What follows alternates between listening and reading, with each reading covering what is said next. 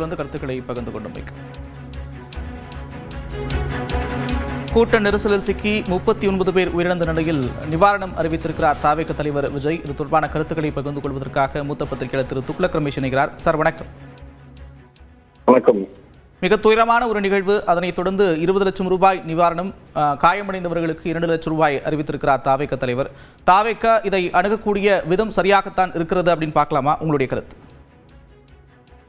தமிழக அரசியலில் ஒரு 25 ஆண்டு கால 30 ஆண்டு காலமாக ஒரு கூர்ந்து கவனித்து வருகிற முறையில நான் இது பெரிய அதிர்ச்சி அளிக்கக்கூடிய, கவலை அளிக்கக்கூடிய ஒரு நிகழ்வாக நான் பார்க்கிறேன். ஆரம்பம் முதலே திரு விஜய் அவர்களின் கூட்டங்களுக்கு பெருந்திரளாக மக்கள் திரள் வருவதை தமிழக அரசும் கவனித்து வருகிறது, விஜய் அவர்களும் கவனித்து வருகிறார். ஆகவே அவருடைய 1-2வது கூட்டத்திற்கு பிறகாவது அவருக்கு ஏதாவது ஒரு திடல் ஒதுக்கி அங்கேதான் பேச வேண்டும் என்கிற முடிவு எடுக்கப்பட்டிருக்க வேண்டும் என்பது என்னுடைய பார்வை. நிச்சயமாக விஜய் அவர்கள் இப்படி ஒரு பெரும் துயரம் நிகழும் என்று எதிர்பார்த்திருக்க மாட்டார். அவர் அதிர்ச்சி அடைந்திருப்பார். அவர் அதிர்ச்சி அடைந்தார் என்று அவர் தரப்பிலே கூறியது உண்மைதான் என்று நான் நம்புகிறேன். உயிரிழந்தவர்கள் குடும்பத்திற்கு எவ்வளவு கொடுத்தாலும் அது அந்த உயிரை இழப்புக்கு அது ஈடாகி விடாது. பொதுமக்கள் குறிப்பாக கூட மிகப்பெரிய அளவிலே ஒரு இடத்திற்கு போகும்போது அந்த கூட்டத்திலே சிக்கிக்கொண்டால் என்ன ஆகும் என்று சிந்திக்க வேண்டும். குழந்தைகள், அதுவும் குழந்தைகளோடு போவதை மிக கட்டாயமாக தவிர்க்க வேண்டும். இதையெல்லாம் சொல்லுகிற அதே நேரத்தில் இதிலே சில விஷயங்கள் சந்தேகத்தை கிளப்புவதாக இருக்கின்றன. திரு விஜய் அவர்கள் பேசுகிற அந்த பகுதியிலே ஏற்பட்டது. அதன் பிறகு விஜய் அவர்கள் புறப்பட்ட சமயத்தில் தடியடி நடத்தப்பட்டிருக்கிறது என்றெல்லாம் செய்திகள் வருகின்றன, தகவல்கள் வருகின்றன. எல்லாம் உண்மையான விசாரணை கூறியவை. ஏனென்றால் அந்த தடியடி இந்த ஸ்டாம்பீடுக்கு காரணமாக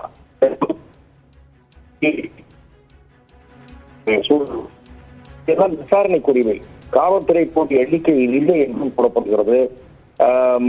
மாண்புமிகு முதலமைச்சர் அவர்கள் உடனடியாக விரைந்து சென்று பாதிக்கப்பட்டவர்களை சந்தித்திருக்கிறார் என்றாலும் கூட ஒரு ஓய்வு பெற்ற நீதிபதியினுடைய விசாரணை அவர் உத்தரவிட்டிருக்கிறார். ஆனால் அந்த விசாரணை திருப்பி அளிக்கக்கூடிய வகையிலே இருக்காது. இந்த விவகாரம் சிபிஐ வசம் ஒப்படைக்கப்பட வேண்டும் என்று தமிழக பாஜக கூறியிருக்கிற கருத்தை நான் வரவேற்கிறேன். ஏனென்றால் காவல்துறை நிச்சயமாக நடந்து கொண்டிருக்கிறது என்கிற குற்றச்சாட்டு இருக்கக்கூடிய நிலையில் தமிழக போலீசினுடைய விசாரணை நம்பிக்கையை ஊட்டும் என்று நான் கருதவில்லை.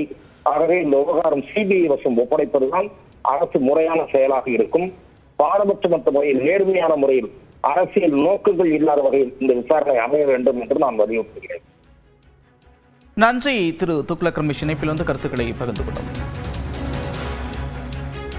விரும்பத்தகாத ஒரு நிகழ்வு, நிகழ்ந்திருக்கவே கூடாத ஒரு நிகழ்வு. 39 பேர் உயிரிழந்திருக்கிறார்கள். தற்போது நிவாரணம் அறிவித்திருக்கிறது தாவேக. 20 லட்சம் ரூபாய், அதே போல காயமடைந்தவர்களுக்கு 2 லட்சம் ரூபாய் வழங்குவதாக அறிவித்திருக்கிறார்கள். தொடர்ச்சியாக இந்த வேதனையினுடைய வடுக்களை, இந்த சொல்லாலான துயரத்தை தொடர்ச்சியாக பார்த்து வருகிறோம்.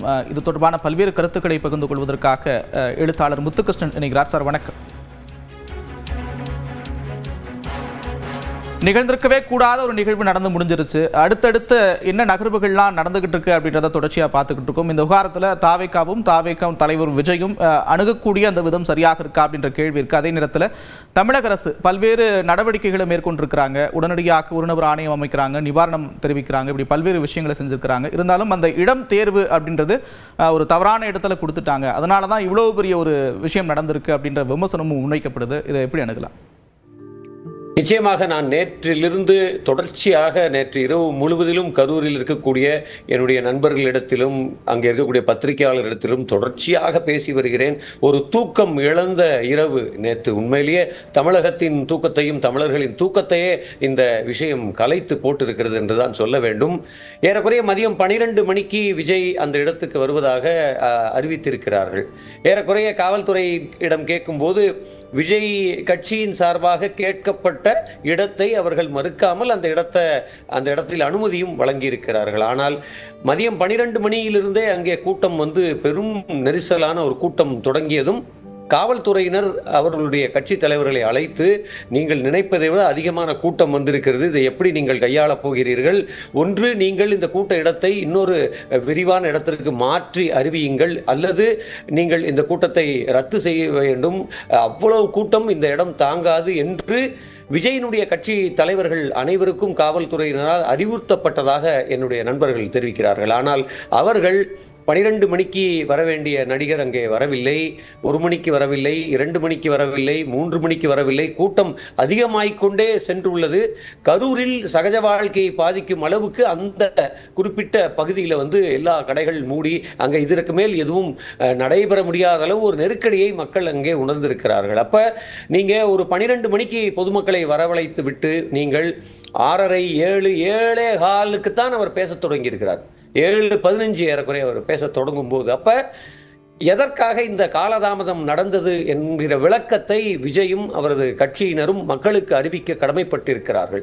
12 மணிக்கு ஒருவரை வர சொல்லிவிட்டு நீங்கள் நீலாங்கரை வீட்டிலிருந்தே 12 மணிக்கு கிளம்பினீர்களா என்று தெரியவில்லை. நீங்கள் 7:15 தான் தனி விமானத்தில் திருச்சிக்கு வந்து அங்கிருந்து இங்கே வர்றீங்க. அப்ப முதலில் இந்த கூட்டம் அளவுக்கு அதிகமாக போவதை அசஸ் செய்ய, அதை மதிப்பிட அவர்களுடைய 2ஆம் கட்ட தலைவர்களும் மாவட்ட செயலாளர்களும் அனைவரும் அந்த விஷயத்தில் அவர்கள் தவறிவிட்டார்கள். அதுதான் ரொம்ப வேதனையாக இருக்கிறது. அப்ப இவ்வளவு பெரிய கூட்டம் கூடுகிற நேரம் இதை நம்மால் கையாள முடியாது என்கிற ஒரு முடிவை யாரேனும் ஒருவர் எடுத்திருக்க வேண்டும்.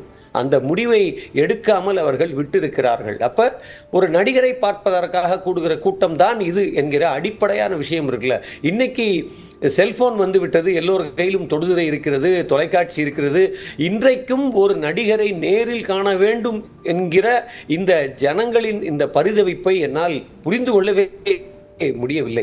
காலம் எல்லாம் மாறிவிட்டது, உலகம் முழுக்க அது மாறிக்கிட்டு இருக்கு. ஆனால் நாம் எப்படியான ஒரு வழிபாட்டு மனோபாவத்தில், ஒரு பிம்ப வழிபாட்டில் இருக்கிறோம் என்பதை நினைக்கவே முதலில் வேதனையாக இருக்கிறது.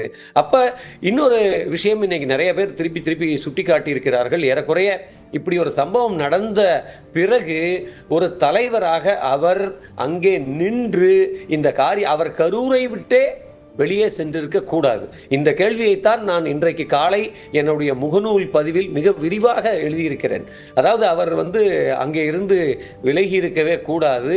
அவர் இதற்கு பொறுப்பு இல்லையா? அவரும் அவருடைய கட்சி தலைவர்களும் இதற்கு பொறுப்பு இல்லையா?